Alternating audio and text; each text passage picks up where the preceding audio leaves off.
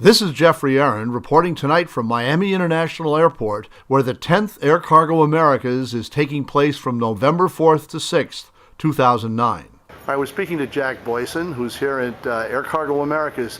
Tell me, sir, what brings you to the big Florida event this year? Well, I was asked to participate, mainly because I think I've remained some contact and have some background, and especially the cargo security side that augments general cargo knowledge, and I still have a lot of friends in the industry. Yeah.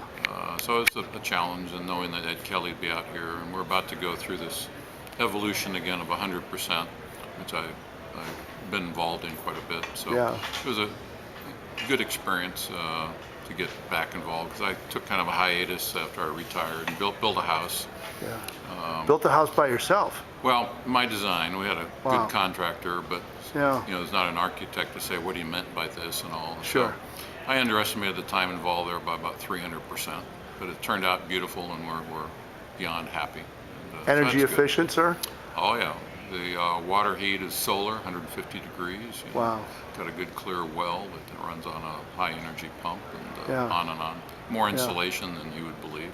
Yeah. So you came out of the well-connected world of aviation and went out into the wilderness. Yeah, kind of in the wilderness. But not Mr. Blandings builds his dream house, I suppose. Well, no, but it's all about grandkids out there. So sure. Yeah, that's about it. Sure. But it's but anyway, back and so I took a little hiatus, and Jack has asked me to kind of re-engage, which I've done, and so I'll stay involved on a voluntary side with their kind of cargo subcommittee, and work with the customs side a little bit too. What's in store in the future that you can see for the International Air Cargo Association, TIACA? I think it'll be one, we reorganize it, and it's stronger than ever. Yep. Invested into more of the really daily lobbying, hands-on effort. So we have an individual in Brussels, individual in Washington, who are well connected and are involved. Difference there in hands-on and working groups that other associations don't quite meet, and upgrading the website, so giving the membership real data on what's going on and insight, and been involved with the House subcommittee on transport security, and remain engaged in that. They come to us for input, as TSA does, and so I think we're well positioned. One is we're not throwing shoes at anybody, but trying to find solutions in today's environment, so the cargo still moves. And I think that works. What about the 100%? Excuse me, the 100% mandates coming? How do you think they're going to work, and will they work? Well, I think if Congress allows TSA to at least initially solve the import issue. As you recall, the 100% import issue hit the fan earlier, and I've had a hearing March 9th of this year where it really hit the fan. If Congress allows them to at least initially approach it the way that they will, which is a layered approach, which is what things used to be, we'll be okay, I believe.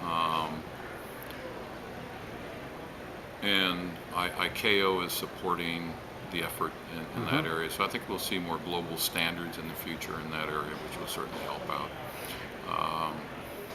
The technology isn't going to be there. There's no silver bullet on technology. We're going to still rely on old baggage, or carry-on passenger, related equipment. And those who are trying to build cargo-specific equipment are highly frustrated at the slow process of TSA's technical group, and so I don't see anything coming out of that rapidly. So we'll achieve 100%, I believe, and I think the major forwarders are picking up, the outreach on there. The smaller ones, medium-sized forwarders, are resisting, and in a lot of cases saying, "Hey, airline, it's your problem." Or the shipper, there's been an effort to try to get the shippers involved, and some have, but primarily a lot of them have turned to their forward and say, "Hey, that's your problem. That's not ours." So you cascade down there. So 50% was relatively easy. 100% would be difficult, because 100% is 100%. In a lot of things, there'll be changes in what we have to do, and some people aren't going to like. but we've got to get it done. You spent many years in cargo. You said 1964 onward. Right. Tell me, during your time at Continental, where the industry and the airline itself went through so many changes, can you think of a couple of things that you're particularly proud of at Continental that you did while you were there, sir? Certainly. I mean, there's so many of them. I mean, one, just the people, people we selected. When I got there, we had an opportunity to reorganize from ground up. Yeah. And be able to bring in some really quality people, and have continued to do that. Yeah. Including dragging Jim McKeon from Northwest in, fighting and screaming, and all that. But and the products we put together and the quality that we drove a quality system.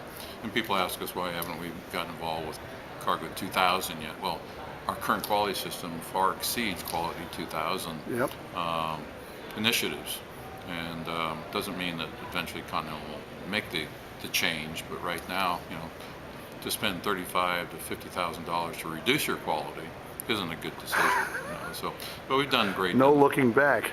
No, but I'm really proud of the animal programs we put together, the customer programs we put together, the employee programs, and the facilities we built, new ones in Newark, Houston, Los Angeles, San Francisco, all over, and the expansion. It's hard to believe. You look back at Continental 15 years ago, they were near their third bankruptcy. Gordon Bethune comes in, changes things around, brought the team in. That's a lifetime experience, and then expansion internationally so fast as we did, and successfully into the new markets. Do you miss the business? Oh yeah, I miss much of the business. I miss the people aspect, customer aspect. Yeah. Don't miss the 200 emails every morning. Don't miss a lot of the political nonsense, either internal or external. I miss the challenges that you've got, though, from a pure logistics side, and helping customers resolve issues, and the people you miss. Because a lot of employees that we've had and partners in that area and customers became personal friends. They've stayed at my house, I've stayed at their house. That type of thing. And, keeping those alive are difficult sometimes, long distance. Yeah, it's great to see you, Jack. It's great to be here. If you'd like further information on developing air cargo topics, go to www.aircargonews.com. If you'd like a free subscription to Air Cargo News and to our thrice weekly publication Flying Typers, write to me, Jeffrey, at aircargonews.com. In the meantime, thanks for watching, and keep 'em flying.